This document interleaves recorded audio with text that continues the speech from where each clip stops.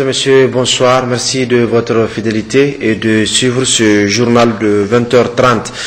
Tout d'abord, le Conseil des ministres s'est réuni ce jour dans la salle habituelle de délibération sous la présidence du président de la République, chef de l'État Issoufou Mahamadou, président du Conseil des ministres. Après examen des points inscrits à l'ordre du jour, d'importantes décisions ont été prises. Ces décisions, nous les verrons dans quelques instants avec Amsout Mahamadou et Al-Haji Salif Gabaleton d'évoquer l'actualité phare du jour. Ouverture cet après-midi à Agadez de la 36e édition du Sabre national sous le thème Paix et solidarité à travers la lutte traditionnelle. Le ministre de la Jeunesse et des Sports, Abdelkarim Damalam, qui présidait cette cérémonie, a prononcé une allocution dans ce sens. Salamata Moudijipou. Encore une fois, la lutte nigérienne, le sport le plus populaire du pays, vient témoigner de son importance, sa place prépondérante dans la vie des Nigériennes.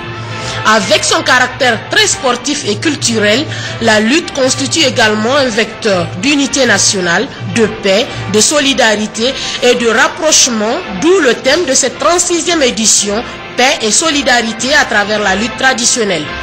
Le maire et le gouverneur d'Agadez, dans leur allocution, se sont apaisantis sur le rôle combien important de la lutte dans notre pays avant de souhaiter la chaleureuse bienvenue à tous les participants de cette édition du Sabre national. Quant au président de la FENULUT, Abdoulaye Hassan, lui en a profité pour faire le bilan des activités menées par sa structure en 2014. En 4 ans, la FENULUT, sous la houlette de Abdoulaye Hassan, a révolutionné la discipline à travers la mise en activité de toutes les arènes du pays. La lutte, a-t-il martelé, est un moyen de construction d'un pays.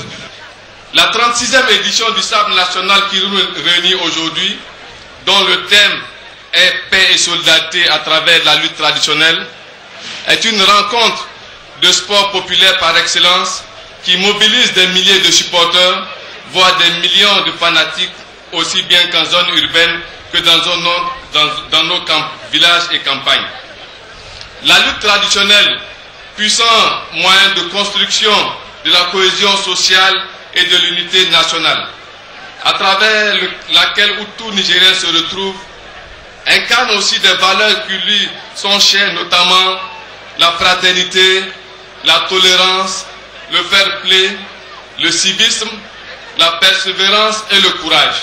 La lutte occupe une place prépondérante au niveau du département des sports. Cela se justifie par l'intérêt que les autorités accordent à la discipline. Le président de la République, son Excellence Issoufou Mahamadou, veille personnellement à la réussite de cet événement. Le ministre Abdelkarim Damalam estime que ce rassemblement doit être basé sur un idéal de paix. Aujourd'hui plus qu'hier, le Niger a besoin de paix, de stabilité, et c'est pourquoi son Excellence Issoufou Mahamadou, président de la République du Niger, chef de l'État, nous exhorte à saisir l'occasion qu'offre la 36e édition du Sabre national, l'événement sportif le plus populaire de notre pays, pour œuvrer dans la solidarité, construire une paix durable dans le pays et donner ainsi de réelles chances de succès au programme de renaissance pour le Niger, car la paix n'est pas un don à recevoir, mais bien une œuvre à construire. Il s'agit donc pour nous de nous mobiliser autour de son Excellence, Monsieur le Président de la République, pour construire cette paix au service de notre cher pays. Cette cérémonie officielle d'ouverture a été marquée par la remise du sabre en jeu. Le champion en titre, Yacoub Adamou, à travers son chef de mission, s'en va pour la conquête du sabre au même titre que les autres 79 lutteurs sélectionnés. À l'Assemblée nationale, cette fois-ci au niveau de la capitale, les députés ont procédé ce matin à l'examen et vote de projet de loi modifiant et complétant la loi numéro 2012-70 du 31 décembre 2012 portant création, organisation et fonctionnement de l'ARTP. C'est ainsi à l'issue des discussions générales, ce projet de loi a recueilli l'avis favorable à l'unanimité donc des partis voix pour, 0 contre 0 abstention, ce qui a permis au ministre des Télécommunications et de l'économie numérique de remercier les parlementaires pour l'intérêt qu'ils ont accordé à cette loi qui donne les moyens au gouvernement d'atteindre les objectifs assignés pour la migration vers la télévision numérique terrestre TNT dans le meilleur délai. Honorables députés, au nom du gouvernement, je tiens à vous remercier très sincèrement pour votre vote en faveur de cette loi. À travers le vote de cette loi, vous venez d'outiller le gouvernement afin qu'il puisse, comme d'autres députés l'ont dit, corriger certaines injustices qui sont faites en matière de couverture télévisuelle dans certaines zones de notre pays, mais aussi mettre notre pays à l'abri de certaines intimidations suite au brouillage des fréquences télévisuelles des pays de la sous-région qui ont su être au rendez-vous du 17 juin 2015. Avec l'adoption ainsi de cette loi, Inch'Allah, notre pays répondra avec beaucoup d'efficacité au rendez-vous du 17 juin 2015, c'est-à-dire les signaux de télévision analogiques que nous consommons, que nous voyons aujourd'hui, vont être remplacés inévitablement par les signaux de télévision numérique à l'instar du pays du reste du monde entier. À la primature, le Premier ministre chef du gouvernement, Brigitte Raffini, a reçu en audience ce après-midi même le secrétaire exécutif du Conseil de l'Entente, Patrice Kwame. Ce dernier est à la tête d'une forte délégation en ce jour dans notre pays. Autre rencontre, celle de la première dame Hajia Aïssata Issoufou Mamadou, qui a accordé donc une audience au directeur général de l'Organisation ouest-africaine de la santé, OAS, Dr Xavier Crespin, est allé féliciter et encourager la première dame pour les efforts inlassables qu'elle ne cesse de déployer dans la lutte contre le paludisme en particulier. Suivant le directeur général de l'OAS, Dr Xavier Crespin, à la sortie de l'audience. Nous sommes là dans le cadre de la réunion de l'Assemblée des ministres de la Santé de la CEDEAO et nous avons donc pris cette opportunité pour venir rencontrer la première dame parce qu'un des points importants qui a été discuté au cours de cette Assemblée, c'est la question de l'élaboration et de la validation du plan régional stratégique de lutte contre le paludisme. Et donc nous sommes venus lui rendre compte du processus qui a abouti à l'élaboration et féliciter par ailleurs tout ce qui a été fait dans le domaine du paludisme ici au Niger, grâce à son implication, comme vous le savez, elle est très impliquée dans la lutte contre le paludisme. Donc je suis également venu avec mon collègue, le coordonnateur régional de Rollback Malaria pour l'Afrique de l'Ouest et du Centre, pour montrer également le partenariat stratégique qui existe entre nos deux institutions dans le cadre de la lutte contre cette terrible maladie. Donc nous sommes venus d'abord, en gros, remercier la première dame pour toutes les activités qui sont menées, au-delà d'elle, l'ensemble du gouvernement et le peuple du Niger, aussi pour l'accueil qui nous a été fait lors de cette assemblée, et demander encore qu'elle fasse encore davantage en termes de plaidoyer auprès de ses sœurs, les autres premières dames, mais au-delà également auprès des chefs d'État, pour que le palu continue à rester une priorité en termes de financement et en termes de mise en œuvre des activités des programmes nationaux de lutte contre les paludisme. Dr Xavier Crespin, directeur général de l'OAS, est dans le cadre de cette réunion des ministres de la Santé de la CEDEAO tenue ce matin à l'hôtel Gawé, plus précisément dans la salle Morgou. Cette réunion s'est tenue en prélude à la 16e réunion ordinaire de l'Assemblée des ministres qui a pour thème renforcement des systèmes de santé et gestion des épidémies dans l'espace CEDEAO. Leçon apprise de la gestion de l'épidémie de la maladie à virus Ebola. C'était en présence du ministre nigérien de la Santé publique Manoa Gali et des partenaires techniques et financiers. Khadijatou Hassan et Issouf Samela. En prélude à la 16e réunion ordinaire de l'Assemblée des ministres de la Santé de l'espace CEDEAO, une grande rencontre des ministres de l'Afrique de l'Ouest s'est tenue ce matin En vue de faire la présentation du rapport du comité des experts de la santé, la présentation du rapport annuel 2014 de l'Organisation ouest-africaine de la santé OAS, la présentation de la situation de l'épidémie de la maladie à virus Ebola, mais aussi et surtout de plusieurs interventions allant dans le sens des questions communes de santé ou des questions institutionnelles de l'OAS. À cet effet, suivons la genèse des travaux avec le directeur de la planification et assistance technique de l'OAS. Il y a un certain nombre de résolutions dans des domaines spécifiques à la santé.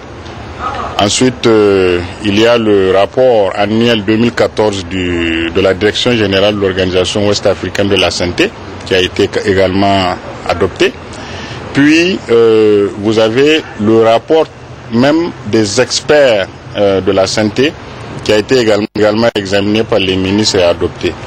Mais ce n'est pas tout.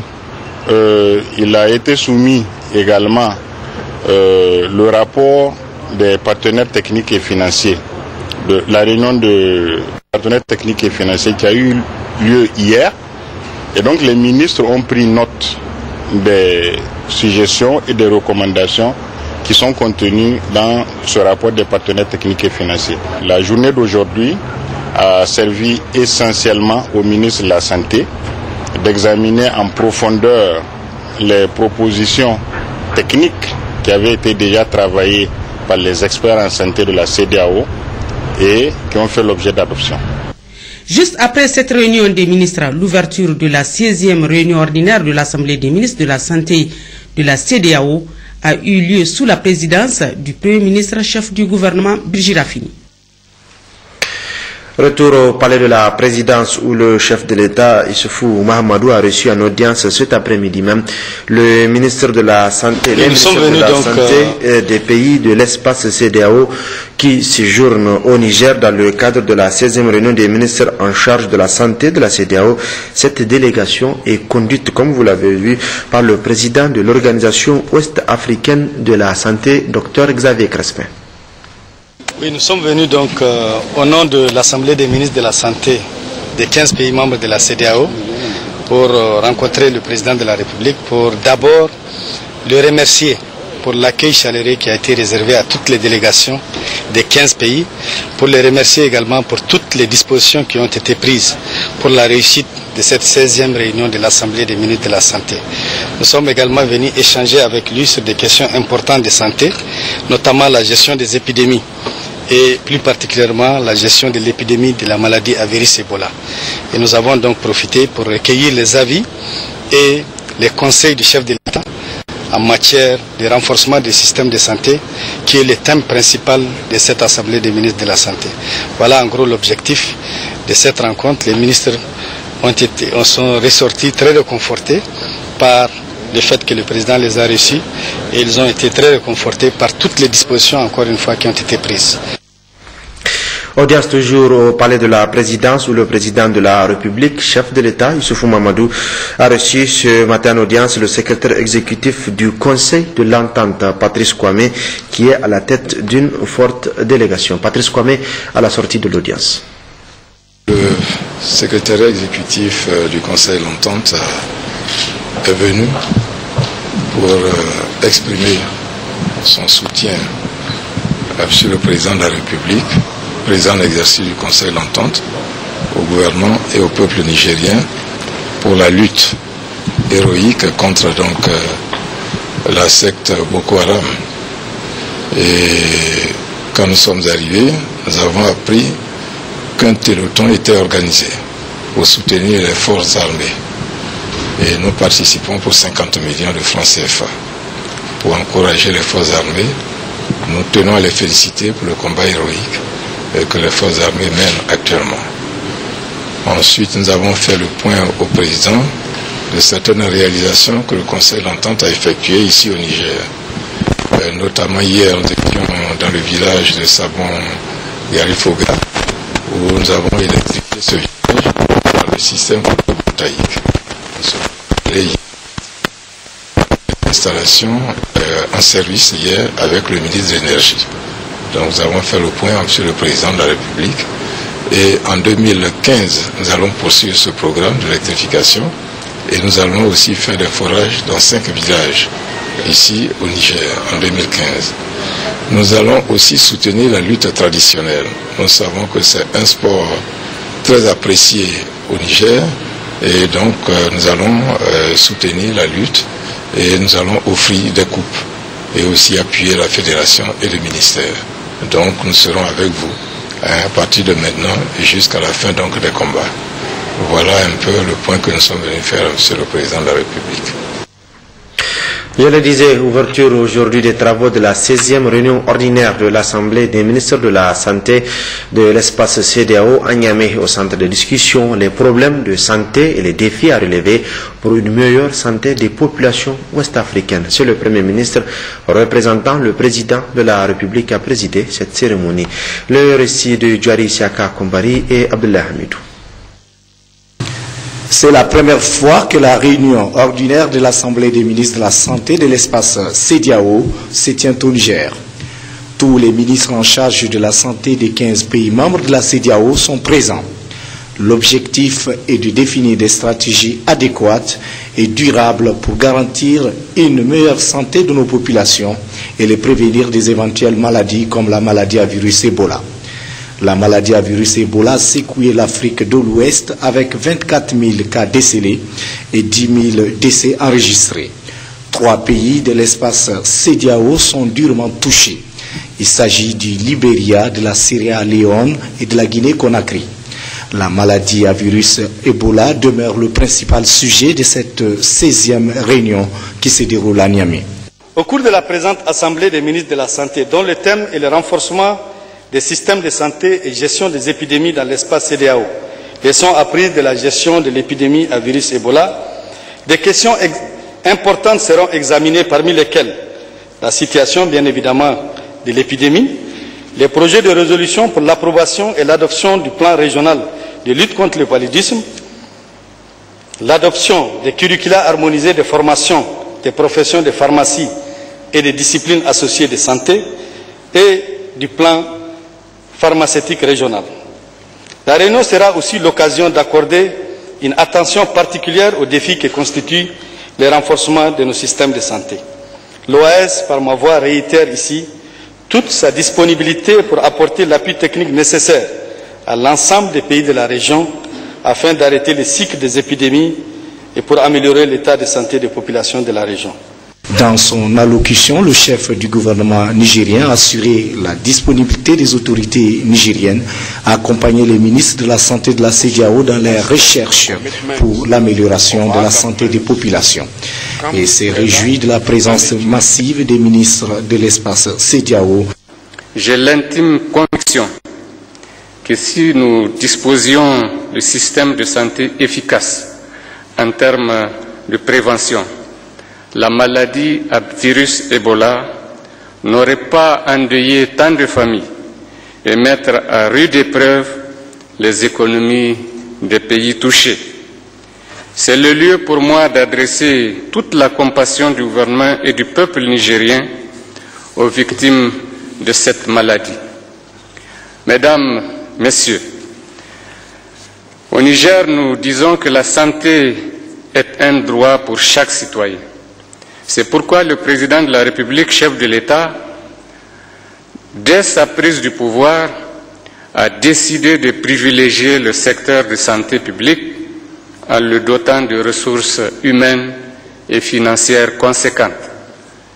Il faut aussi souligner qu'au-delà des programmes pays, nos chefs d'État ont eu l'idée de doter notre espace d'un programme à même de traduire la solidarité et l'entraide qui existent entre les pays de la CEDEAO. Il s'agit de l'Organisation ouest-africaine de la santé. Cette organisation a été en première ligne dans la lutte contre la maladie à virus Ebola. J'exprime ici la disponibilité et l'engagement des chefs d'État et de gouvernement à soutenir et à accompagner de toutes leurs forces l'OAS pour la concrétisation de notre vaste et ambitieux programme pour le développement des services de santé de la région et l'amélioration de l'état de santé de la population. Nous attendons à présent des résolutions et recommandations dont leur mise en application pourrait épargner et éradiquer certaines maladies ou épidémies qui sévissent dans l'espace CEDEAO. À l'intérieur du pays, poursuivant sa mission de travail dans la région d'Agadez, le ministre de l'Hydraulique était mercredi matin à Arlit. Wassalke Boukari a effectué des visites sur le terrain. Moussa Efale, Nassiruna Kakali. Nous sommes là dans les cas. Le ministre de l'Hydraulique et de l'Assainissement a visité les travaux de renforcement et extension du système d'alimentation en eau potable de la ville d'Arlit. Ce projet est composé de deux lots. Celui de captage et adduction aux 5 forages seront équipés sur les 8 réalisés à la sortie de la ville. Il comprend également la construction d'une station de reprise, la pose d'une conduite de transfert d'eau entre la station de reprise et le nouveau château d'eau à réaliser. Le deuxième lot comporte la construction d'un château en béton armé ayant une capacité de 1000 m3 et l'extension du réseau de distribution par la pose d'environ 15 km de conduite. C'est une entreprise chinoise qui est chargée d'exécuter les travaux pour un délai de 16 mois pour un coût de 9 milliards de francs CFA financé par la Banque mondiale et l'État du Niger. Ce projet a été initié en 2007 et une fois achevé, il permettra de couvrir les besoins en eau potable pour les populations d'Arlit. En visitant le site, le ministre de l'Hydraulique et de l'Assainissement a voulu s'enquérir du déroulement des travaux. Selon les explications fournies par les techniciens, l'ouvrage sera terminé dans les délais. Occasion saisie par le ministre Wassalke Boukari pour adresser tous ces encouragements à l'entreprise devant les populations d'Arlit. Le ministre de l'Hydraulique et de l'Assainissement a expliqué l'objet de sa mission. L'objet de ma mission, c'est l'accès à l'eau potable pour les populations d'Arlit. Arlit est une ville historique, une ville symbole pour le Niger, parce que c'est la première ville minière de notre pays. En dépit de cela, nous avons constaté que les conditions d'approvisionnement en eau potable n'étaient pas vraiment à la hauteur du rang de la ville d'Arlit. Et c'est pour cela que le président de la République a décidé de doter la ville d'Arlit non pas d'une mini AEP, mais d'une AEP en bonne et due forme. Vous allez avoir un château de 1000 m3 qui sera probablement accompagné par un autre château de 1000 autres mètres cubes. Les forages sont terminés, les réseaux vont commencer et nous allons veiller particulièrement à la qualité de l'eau, parce que nous savons que c'est une préoccupation au niveau des populations d'Arlit. Le gouvernement a pris l'engagement au niveau des 8 forages qui ont été réalisés, les prélèvements ont été faits, les analyses biochimiques et radiologiques ont été effectuées et cette eau répond parfaitement aux normes standards internationales attribuées pour l'eau potable.